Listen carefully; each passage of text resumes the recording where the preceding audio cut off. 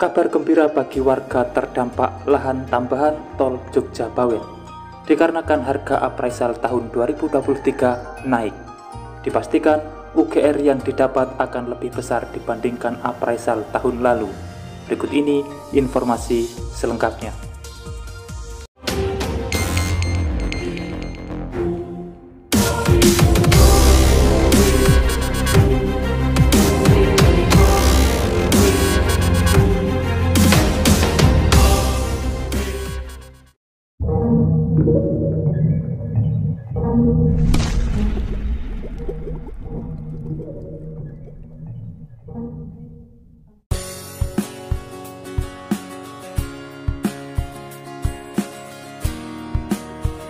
Appraisal tahun ini dengan tahun lalu pasti ada perbedaan nilai harganya, dan itulah yang menguntungkan bagi warga yang lahannya baru diappraisal tahun ini, karena harganya pasti lebih tinggi dibandingkan tahun lalu.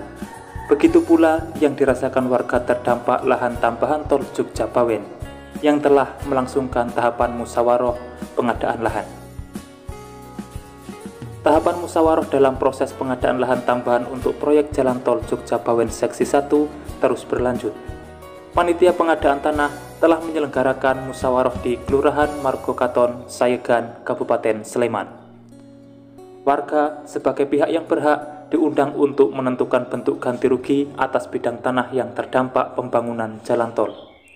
Kepala Kantor Wilayah BPN DIY DRS Suwito pada Senin 4 September 2023 mengatakan, mayoritas warga ingin UGR dalam bentuk uang karena lebih fleksibel mau dibelikan tanah maupun rumah. Jumlah lahan terdampak jalan tol Jogja-Bawen Seksi 1 di Kelurahan Margokaton sebanyak 330 bidang dengan 321 pihak yang berhak. Jumlah tersebut tersebar di Padukuhan Sumokaton, Bantulan, Susukan 1 dan 2, dan Padukuhan Susukan 3. Mayoritas bidang terdampak adalah lahan persawahan. Kendati demikian, jalan tol juga menggerus 34 bangunan yang terdiri dari pemakaman umum hingga rumah. Tahap musyawarah di Margokaton digelar selama 4 hari, dimulai tanggal 4 hingga 7 September 2023. Pengadaan lahan untuk proyek jalan tol Jogja-Bawen di Yogyakarta relatif lancar dan tidak ada hambatan berarti.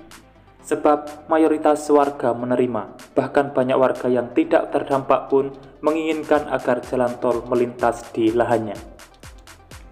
Staf pelaksana lapangan PPK pengadaan lahan jalan tol Jogja-Bawen Seksi 1, Ivan Anggriawan mengungkapkan, nilai appraisal lahan tambahan lebih tinggi dibanding pengadaan yang pertama karena waktunya berbeda.